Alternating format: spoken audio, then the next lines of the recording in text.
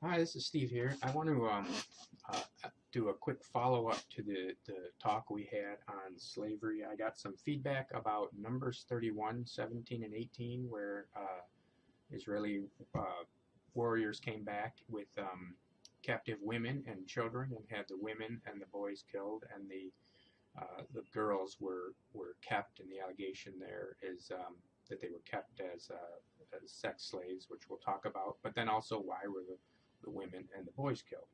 And that's a tough passage. And the first accusation is that I didn't spend, it wasn't a very complete analysis of it, and that's very true. We had about an hour, and you could easily spend an hour on that. And I'm not going to do that either here, but probably could be done. Some of the quick objections that were brought up were that why were Midianite women killed when it was Moabite women that were actually seducing the Israelite men? And we're going to talk about what was actually going on there in the seduction. It just wasn't about sex. How did they know which women to kill and which ones were virgins or untouched women? We'll talk about that. And then he also mentions that the boys were killed if the girls were given mercy because they were innocent youth, and why were the boys killed? And then also the fact that Moses had a Midianite wife, why wasn't she killed? I guess might be the question there. So I'm going to try to add some context to this and spend a couple minutes to describe what's actually happening in Numbers 31, and then try to address those issues. The first thing I want to talk about is the issue of Midianites and Moabites. So what's actually happening here is there's collaboration. We have to zoom back a little bit, go back a little bit to Numbers 22, and we're going to see how the Moabites and the Midianites were collaborating together against the people of Israel. There's two reasons for this. Basically, they heard about the Exodus, and that's mentioned in Numbers 22:5, and they also were scared because the Israelites just wiped out a people called the Amorites. So there's the reason that both Midianites and Moabites are indicted in Numbers 25 and Numbers 31, which we'll go take a look at, is because of this collaboration. You can see from Numbers 22, 4, and 5 right here that the king of Moab notices all these Israelites camping in the plains of Moab. And he says to the elders of Midian, right? So we're talking, these two groups are working together. This horde will now lick up all that is around us as the ox licks up the grass of the field. This is Balak, who was the king of Moab. So they send messengers to this man named Balaam, which plays a big part of the next 10 chapters of Numbers. And the fear of this is they came out of Egypt, and they feared that they were also the people that just wiped out the Amorites. And they want Balaam to curse the people of Israel and bless their efforts, because he mentions in Numbers 22:5 that they can't beat them on their own. So the donkey, as kind of a side note, the reason the donkey spoke is it's kind of a mockery of Balaam. Balaam's supposed to be a prophet, so a prophet's supposed to see and a prophet's supposed to speak. So he gets on this dumbass, and he can't see anything, but the donkey can see an angel in front of him. So the donkey sees what the prophet can't see. And then the donkey turns around and speaks, where the prophet is supposed to speak the truth. The donkey does instead. So the donkey's there to kind of mock God's way of mocking Balaam. You can see from Numbers 22:7 that it was the elders of Moab and the elders of Midian that sought out the help of Balaam. It was Balaam that is kind of a key character in the next few passages, and every attempt they made to get Balaam to curse the Israelites was thwarted. And they kept saying, well, let's go over here and we'll try to curse them, and that didn't work out. So let's go over here and we'll try to curse them in this different way. And they kept getting madder and madder at Balaam for not being able to curse them. Balaam came to the conclusion in Numbers 23:8 that that he can't do anything about this problem, right? How can I curse whom God has not cursed? How can I denounce whom the Lord has not denounced? So, and then at the end of Numbers 24, Balaam is from our perspective. The author's going to have a surprise for us later. The Balaam kind of disappears and falls off the scene, but we're going to see that is not actually the case. Which brings us to the events of Numbers 25. So Numbers 25 is where war was basically declared by God through Moses on the Midianites, and this is the reason, right? So the attempt to curse them didn't work out. So what happened is Balaam and the kings of the elders of the Moabites and Midianites came up with another plan where, because of Balaam's decree that he can't denounce something that God does not denounce, that they could get God to denounce the Israelites through this other course of action.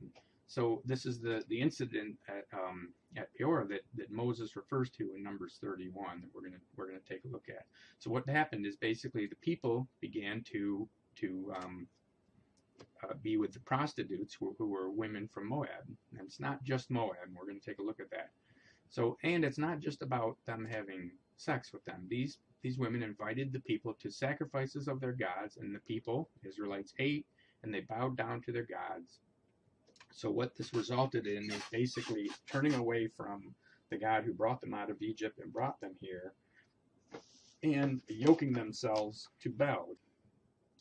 In the midst of being of this infiltration of all these Midianite women and Moabite women, which is not just the women. Now this is the men, this is the elders, and this is actually Balaam, which we're going to see is kind of the guy behind this plan to corrupt the Israelites and turn God's favor against them. We're going to see that in this as they're in the process of uncovering this this deception that's happening, this treachery, we're going to see the treacheries at the highest levels.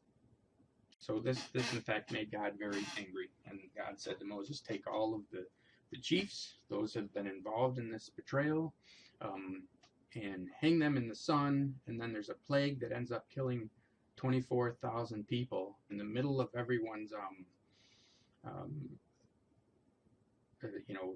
weeping in the entrance of the tent of meeting. A man called Zimri comes in with a woman who happens to be the daughter of the chief of a Midianite. He was the daughter of a Midianite chief, and her name is Cozbi, and so that's her assigned name, and the name means deception.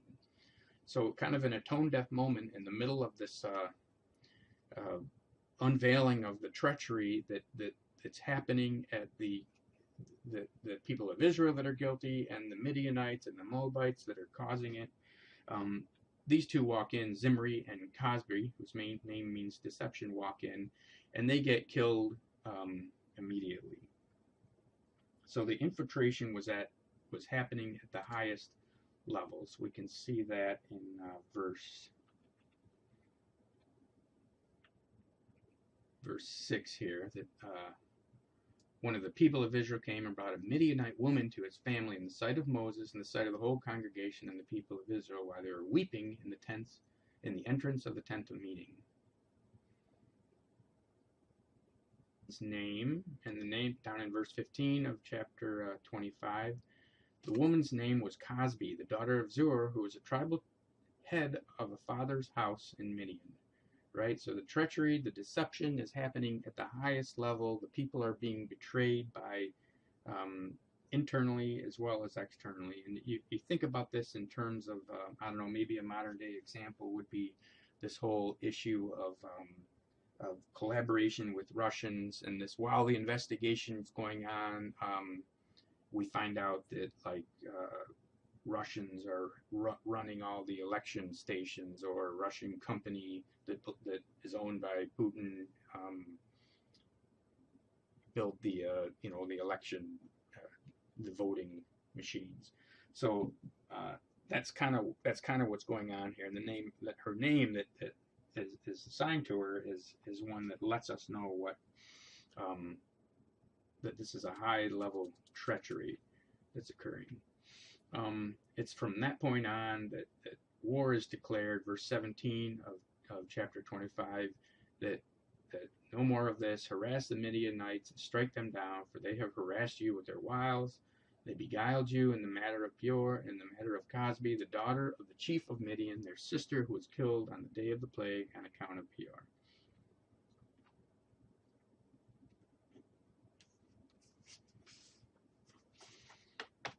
Okay, so we have this high level collaboration between Moabites and Midianites. We have Balaam behind the scenes orchestrating as kind of the spiritual advisor, setting all of this up, and we have the men who are involved in arranging it, and obviously are easy to identify as combatants. But we also have the women who are involved as well. That brings us to the events of Numbers 31. Then Moses sets up a kind of a small strike force. So they pick 1,000 men of each of the 12 tribes, so 12,000 men. Those men go out and they make war against the Midianites and they conquer them. You can see in verse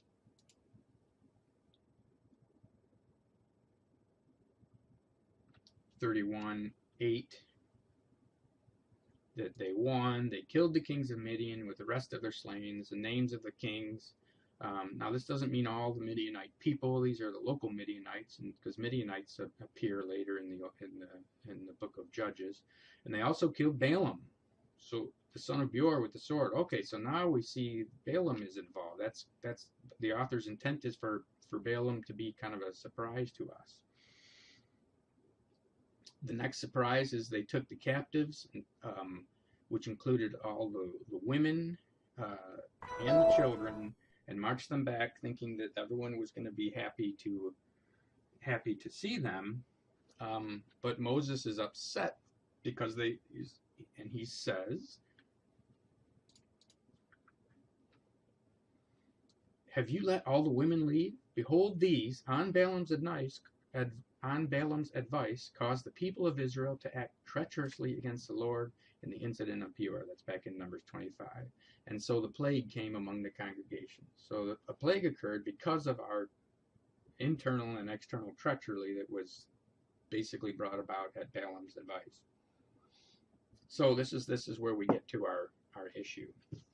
Now Moses says, kill every male among the little ones, kill every woman who has known man by lying with him, right? So those we can identify as not being virgins. But all the young girls who have not known man by lying with him, keep alive for yourselves.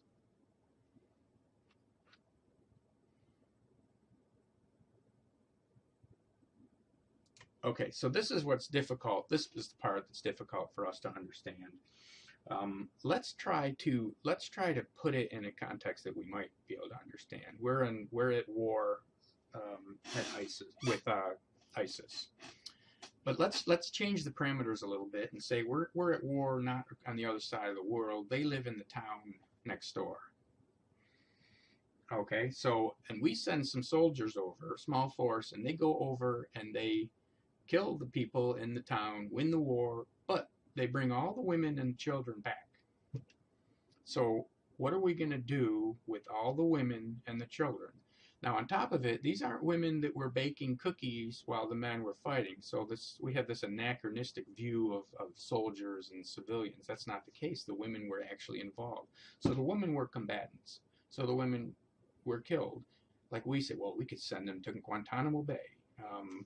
Is that really an option? It's probably not a good option for us, even though we do it. It's impractical for us as well. And that's, we fight wars for 15, 18 years now. But it's certainly not they're marching through the desert in the middle of the conquest. They can't build a facility to house the women and the children, staff it while they're out conquering people, provide food 3 times a day. I mean, it's silly. It's totally impractical. There's mercy in this, but the mercy is on the Israelites, who would have to deal with the women otherwise. The other issue is the children. What do you do with the the boys. Now we think of children, we're thinking of school children carrying books and playing video games. I don't think that's really the picture we should have. This is a pretty crude and uncivilized culture. You could argue that the Israelites were probably crude and uncivilized, and I think that's probably a safe bet. The Old Testament was delivered to a people that were probably very crude and used to very harsh conditions. But consider for a second what you would do in the case of children that were brought back in that same scenario. So, for example, these are the children of ISIS, right? Are you going to force people to adopt them? They're really beyond rehabilitation as far as the means that the Israelites had to them. So sure, you could actually probably hire a psychologist for each of these children in a modern era and work through some kind of rehabilitation. But is that really practical?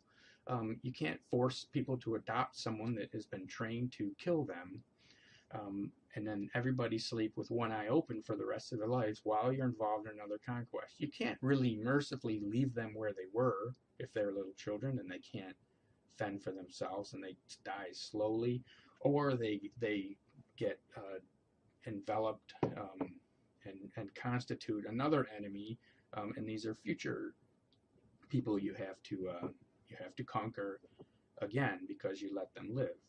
And of all the horrible options, the best one is disposition, and perhaps the mercy is more on for the Israelites, but I don't know what other options you have unless you want to fight these people again or have yourself killed in your sleep. Okay, so that leads us to the women. Why, or the young girls? Why were the young girls spared? Was it for the purpose of having sex with them, as many claim? The young girls are left simply because they were someone you could be merciful with. The young girls were not involved in infiltration and corruption of the Israelite camp. They weren't involved in battle. These are very harsh times for a woman. Ancient Near East in general was women were often treated as possessions, which meant they were a little easier for them to assimilate as a young girl into a new culture. So how do you tell which ones are the young girls or which ones are the virgins or which are not? I mean, this is not a secret that cultures have different dress.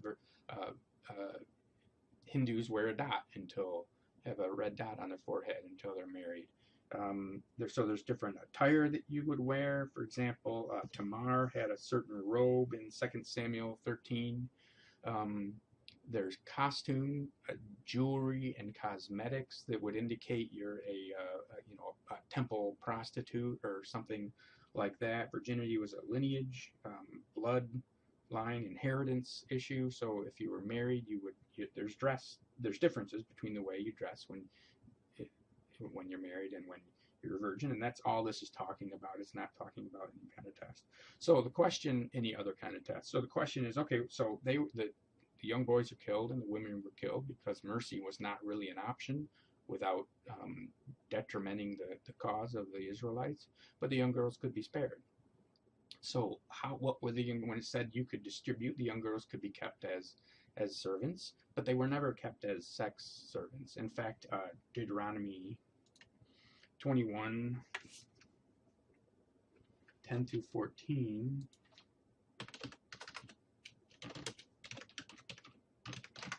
tells us exactly what the rules are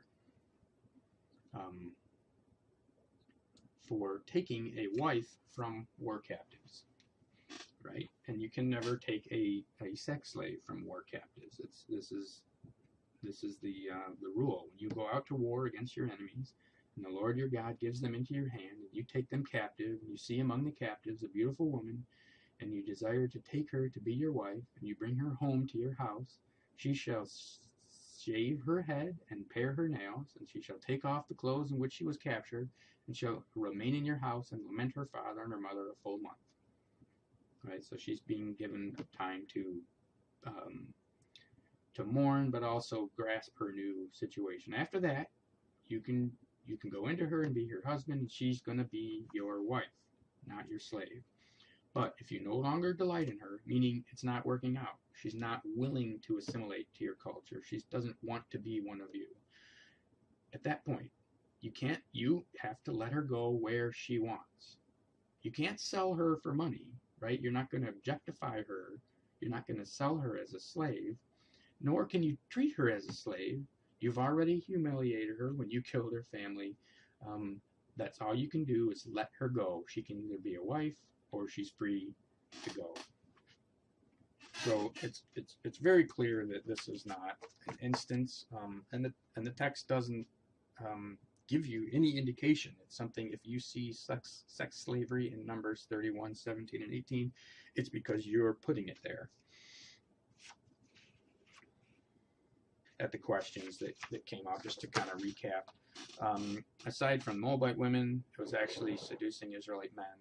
Only one Moabite woman. So yeah, that specific passage says that the Moabite women in that specific incident, and then the Midianite woman, who was actually the princess or high priestess of Baal, the daughter of the Midianite king, and then Numbers 22 makes it very clear that all this collaboration was between the Moabites and the Midianites and included the entire nation. That doesn't mean every single woman was involved in it, but how could you separate them, right? Or you don't have the Nuremberg trials. You don't. These are anachronistic ideas that you could go through and check the records of the Midianites and see which women were involved, which weren't. The fact is there was no way to be merciful to them without not being merciful to the Israelites themselves. So we talked about the second issue was how do they check for being untouched. There's no check.